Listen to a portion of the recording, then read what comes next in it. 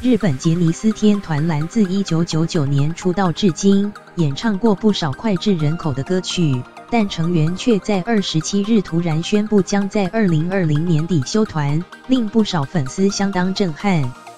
就有日媒估算，一旦蓝休团，日本经济一年恐损失1000亿日元，约280亿台币。蓝若休团，日媒估算从音乐、5大巨蛋巡回演唱会，乃至各类影音产品、演唱会交通、住宿、周边贩售所衍生的经济效应，日本经济一年恐亏损1000亿日元。此事不仅惊动内阁，日本政府发言人菅义伟27日更在记者会表示相当惊讶，但也鼓励5位成员为人生的下个阶段选择不同的道路。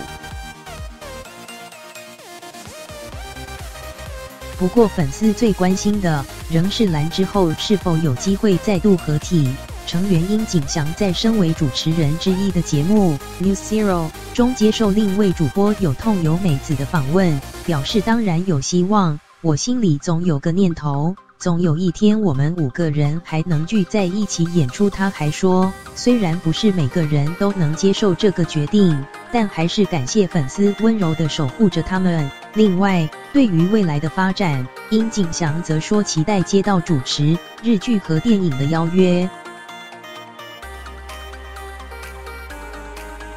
实习编辑斜线陈柏良。